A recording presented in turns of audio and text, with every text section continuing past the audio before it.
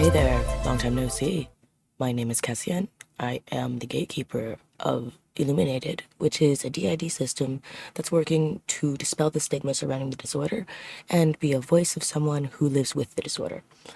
If you are struggling with dissociative disorders or are assisting someone through a dissociative disorder, this channel may be for you. I want to apologize first for the fact that it has been a very long time for this gap of filming. Although, according to the channel, it's only been a month. It has felt much longer than a month. It has very much been... Time is absolutely a lie when it comes to DID, and we had some triggers happen from our TBMC, Remcoa, that really upset the system and really unsettled us for a very long time. I will let René talk about that one in a bit. This video is going to serve as a bit of a system update and a way for us to get more comfortable back into the media making situation of life. That did not come out the way I intended it to, but I don't really care. I'm not going to do this. We're going to try not to do this re-recording, re-editing thing over our videos because we feel like it takes away some of the authenticity behind whoever's out. So, you're gonna get all the uhs, the ums, the whats, the there's, us, like. So if you're here on this channel for some kind of a polished, beautifully, professionally made video, no, this is gonna be us as ourselves, talking about ourselves in a day-to-day basis. We're not gonna do it as polished. We're not gonna be as, it's not gonna be tailored towards an educational or professional standpoint. It's for those who struggle with a disorder themselves, for those who live with this disorder and are trying to get through day by day, because this last month has been hell for us, and we want to share that experience in a way that helps people understand this is not something easy to live with, but it is something you can live with. Yeah, so with that being said and all that rambling aside, I am going to let René, who is our host, take over. And she will kind of fill you in on what's been going on because she's been out a lot with all this madness that's been happening. So, see you in a bit. Bye. Hi there, it's René. I'm the host of IlluminaDID. We're a DID system, and we share our life online because we want others to know that they're not alone in the things that they struggle with. I don't know what I'm doing with my hands right now. I just keep doing this, so if that's distracting, I apologize. I have a tendency to just kind of flail them around when I talk, so I apologize for that. I'm gonna fill you in kind of on what's been going on in the past month. I have notes to stay on track, because otherwise I will forget what I'm talking about, because that is my life, and there isn't a damn thing I can do about it, so we're doing the best we can. We're trying. Anyway, so a month ago we were talking about, I think, the fusions that had happened with Cass and Asia and Jax, I think. I don't know if we talked about that.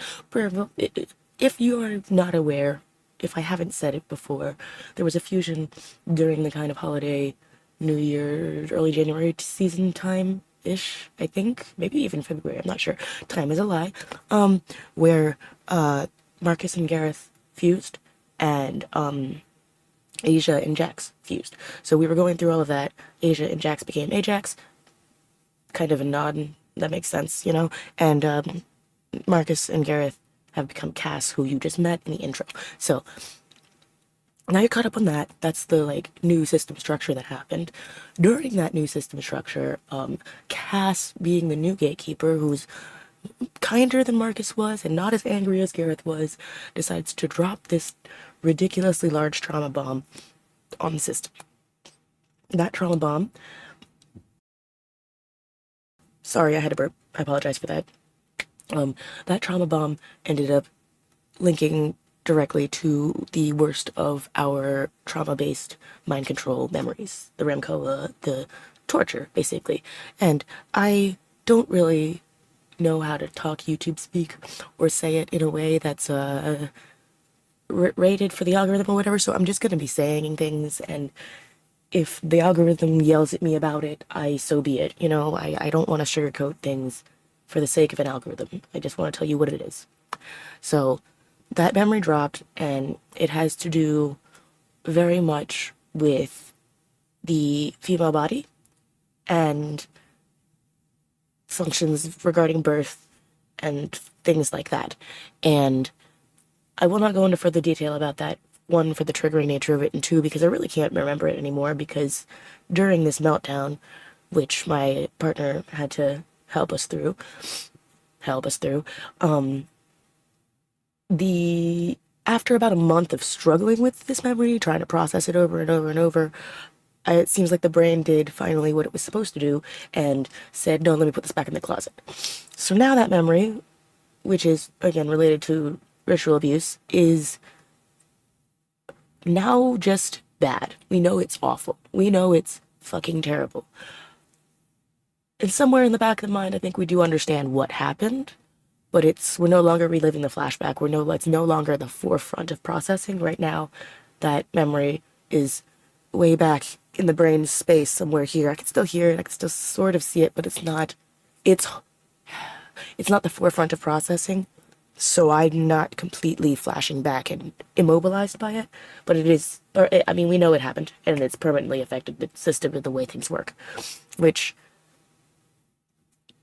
is rough, but it is unfortunately part of DID and healing from the severe trauma that you go through to get DID, to cause DID, to have DID, to form DID in the first place. Forgive me, I'm not the most well-worded human being sometimes.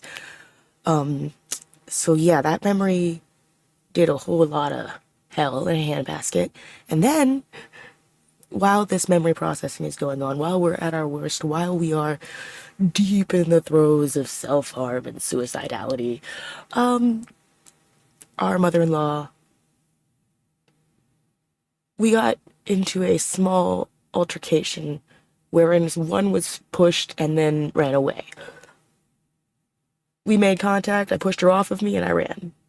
Slammed the door, locked the door, bolted the door, and immediately knew that the house was no longer safe. This room that I film in is safe. It's my little, I'm gonna say hidey hole, but, goblin brain. It's my little cave, it's my little wizard's hut, my little witch's hut, whatever. It's my space, and it is a safe space for me. The house is less so, but we've spoken to the parties involved, and it is always a misunderstanding. But the problem is, what our system is struggling with is, how often are there going to be misunderstandings? How much is a misunderstanding going to affect our safety as a system constantly? Because now the kids are scared to be out. Like, it's not safe anymore, which is awful because it's where we live and we've lived here for over a decade. So it should not be an issue, but it is. Not in this home. We've lived with these people for over a decade. So, it's the withdrawal of that safety is really rough, and that's been affecting the system a lot. And we've been talking about that to our therapist, who is a wonderful lady. She's glorious. We might include some tidbits and thoughts, because we film our therapy sessions with her permission. So we might, obviously we're gonna either voice change her, blur her face out, or both. And you can glean some of the insights that we've learned in therapy. But right now we're working on trying to expand this window of tolerance, as she says, because we can't tolerate anything right now. Everything is awful. We're so on edge, still in full fight or flight. We're not at panic attacks, constantly fight or flight, but we're definitely at, I cannot calm the hell down. I am still in flight or fight mode. Things are very activating. Things are very triggering. So it's rough. We've been throwing ourselves wildly into crafting, which is something that we talk about it a lot on Twitter, and we've posted some Instagram photos, but we make, oh, come on, focus. We make keychains and stuff. That's one of them. Here, I'll show you a couple more while I'm just here rambling about life. Oh yeah, okay, there's this one. I love that one. It's a nine-tailed fox. If you can't tell, the camera's being a little bitch. There it is. And then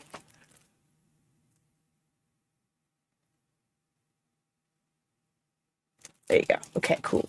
But we have a Shopify that we are currently, forgive me, I'm hanging them up behind the camera. Pardon my ugly ass face. My nose. They're probably looking straight up my nose right now. God bless him.